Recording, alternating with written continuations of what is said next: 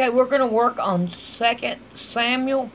Now, like I said, we're going to hear a little bit of things that that we heard before, but this is after Saul died. Now, it's going to be mostly of David now and David's reign. But if I remember a long time ago reading the Bible, and I caught some of the things that happened over here, on 1 Samuel and 2 Samuel. So I'm hoping I can catch them. It may be in 2 Kings that I've done that, but that's okay. We're gonna go on. If I made a mistake, I made a mistake. That's all I can say. All right, here we go. 2 Samuel, chapter 1. If I can get my Bible to stay where I can read it. Now it came to pass after the death of Saul, when David was returned from the slaughter of the Amalekites, and David had abode 2 days in Ziklag. And it came even to pass on the 3rd day, that behold, a man came out of the camp from Saul, with his clothes rent, and earth upon his head. And so it was, when he came to David, that he fell on the earth and did obeisance. Now, this means that he bowed down to him, worshipped him. And David said to him, From whence comest thou? And he said unto him, Out of the camp of Israel I am escaped. And David said unto him, How went the matter? I pray thee, tell me. And he answered that the people are fled from the battle, and many of the people also are fallen and dead. And Saul and Jonathan his son are dead also. And David said unto the young man that told him, How knowest thou that Saul and Jonathan and his sons are dead? Or his son is dead? And the young man that told him says, As I happened by chance upon Mount Gilboa, behold, Saul leaned upon his spear, and lo, the chariots and the horsemen followed hard after him. And when he looked upon him, he saw me, and called unto me, and I answered, Here I am. And he said unto me, Who art thou? And I answered him, I am Abimelech. And he said unto me again, Stand, I pray thee, upon me, and slay me, for arch is come upon me, because my life is yet whole in me. See here, this is part of what I was saying. You're going to hear some of it over. And he's telling it to him now. So I stood upon him, and slew him, because I was sure that he could not live after that he had fallen. And I took the crown that was upon his head, and the bracelet that was on his arm, and I brought them hither unto my Lord. Then David took hold on his clothes, and rent them, and likewise all the men that were with him. And they mourned, and wept, and fasted until evening, for Saul, and for Jonathan his son, and for the people of the Lord, and for the house of Israel, because they were fallen by the sword. And David said unto the young man that told him, Whence art thou? He answered, I am the son of a stranger, an Amalek. And David said unto him, How wast thou not afraid to stretch forth thy hand to destroy the Lord's anointed? And David called one of the young men, and said, Go near and fall upon him. And he smote him that he died. I don't understand why come David did that. Because Saul, he wanted to die right there. It was what he wanted.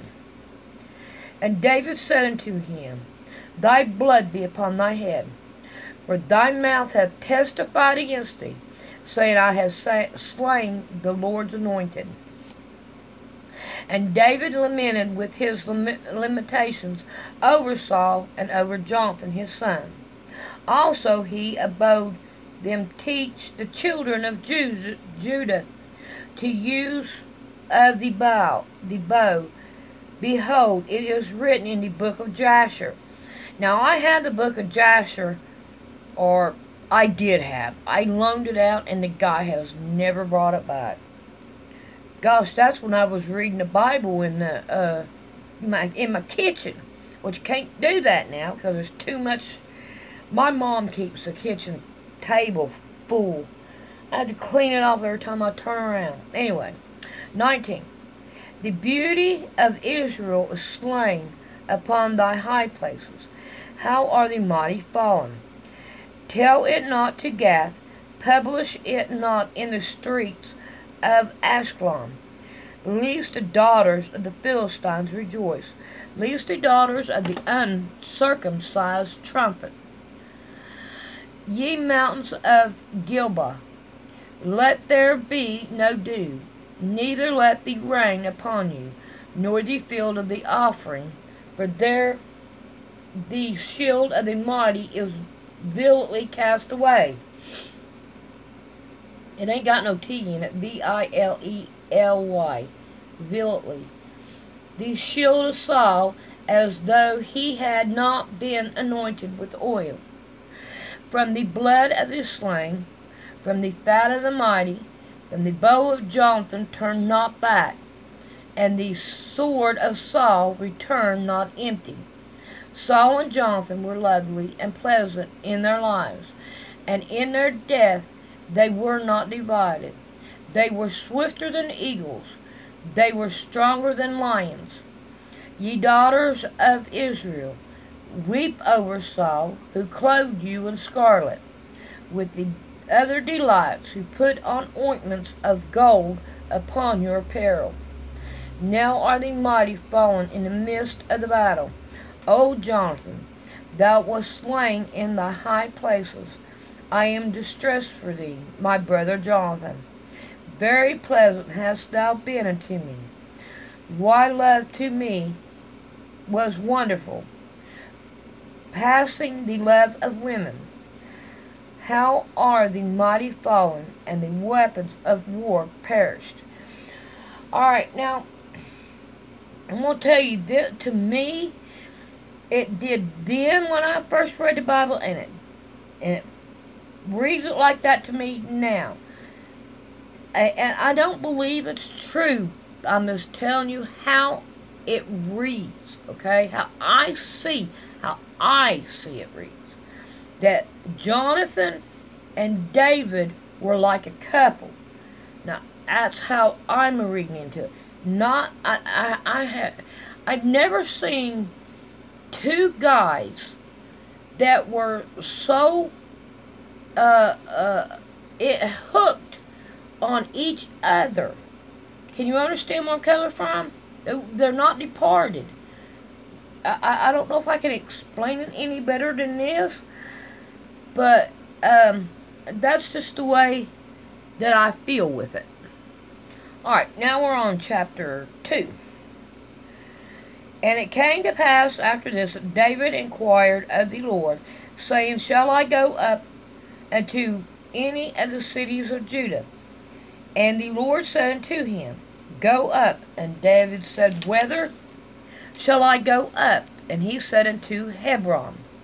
So David went up thither, and his two wives also, Ahinoam the Jebusite, and Abigail, Nabal's wife, the Carmelite. And his men that were with him did David bring up every man with his household, and they dwelt in the city of Hebron. And the men of Judah came, and there they anointed David king over the house of Judah. And they told David, saying, that the men of Jabesh Gilead were they that buried Saul. And David sent messengers unto the men of Jabesh Gad, and said unto them, Bless ye of the Lord, that ye have showed kindness to our Lord, even unto Saul, and have buried him. And now the Lord show kindness and truth unto you, and I also will requite you this kindness, because you have done this thing. There, therefore now, let your hands be strengthened, and be vigilant, for your master Saul is dead, and also the house of Judah have anointed me king over them. But Abner, the son of Ner, captain of Saul's host, took Ishbosheth, the son of Saul, and brought him over to Mahanaim, and made him king over Gilead, and over the Ashanite, and over Jezreel, and over Ephraim, and over Benjamin, and over Israel.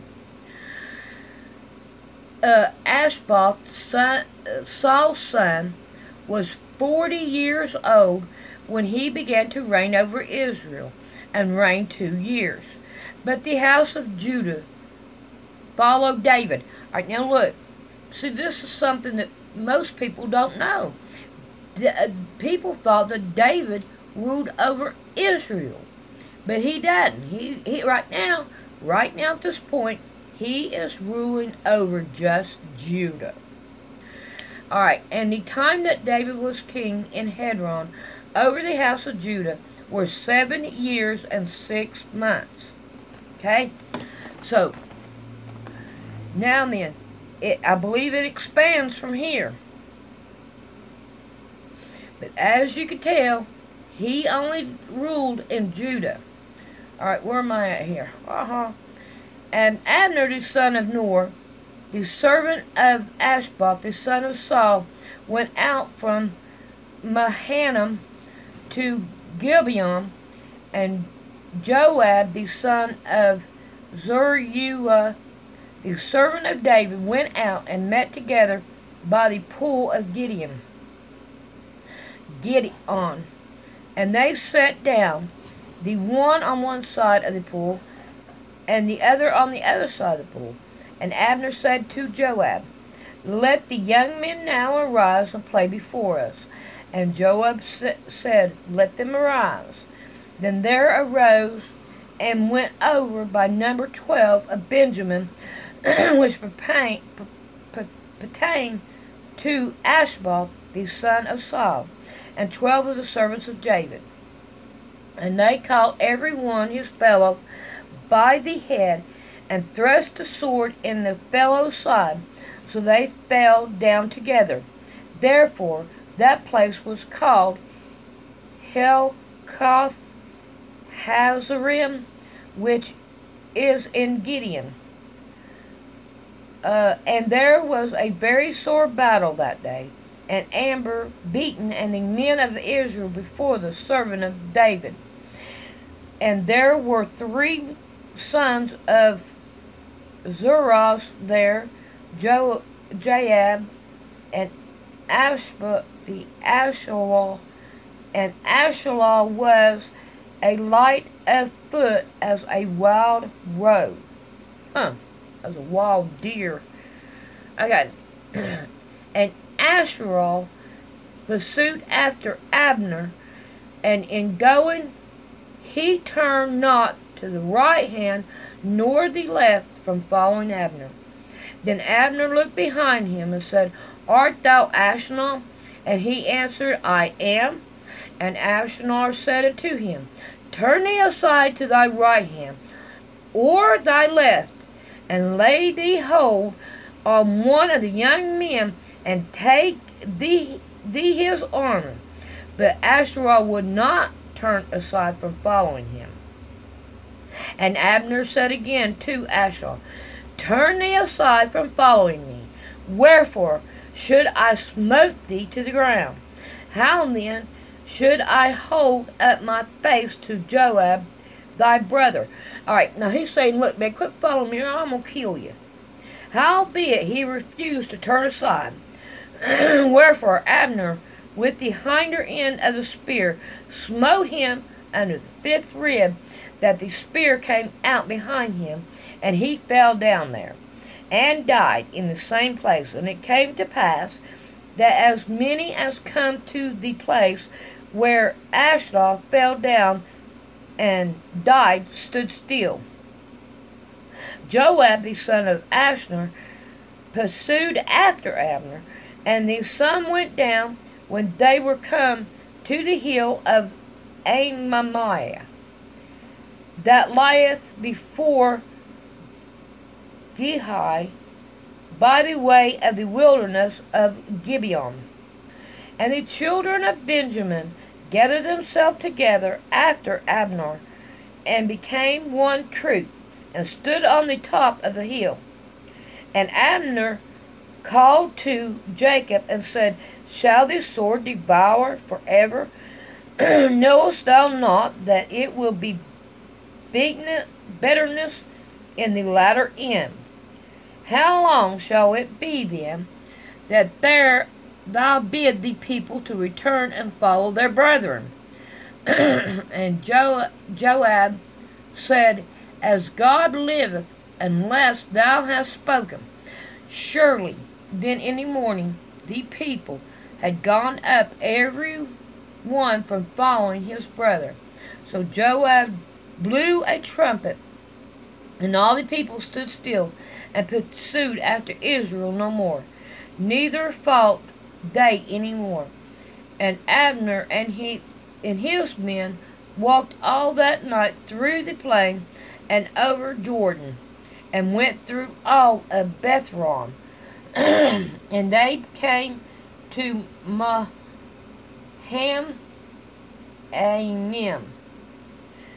And Joab returned from following Abner.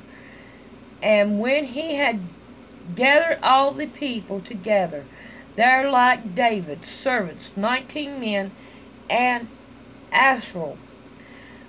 But the servant of David had smitten a Benjamin of the Abner men, so that 360 men died. And they took up Asriel, and buried him in the sepulchre of his father, which was in Bethlehem. And Joab and his men went all night, and they came into Hebron at break of day. Alright, we'll work on 3 tomorrow. And I don't know, I'm getting worse, it seems like at reading. Some of them words I can't even read. And but I'm doing my best. I love you guys. A lot of hugs and kisses to you.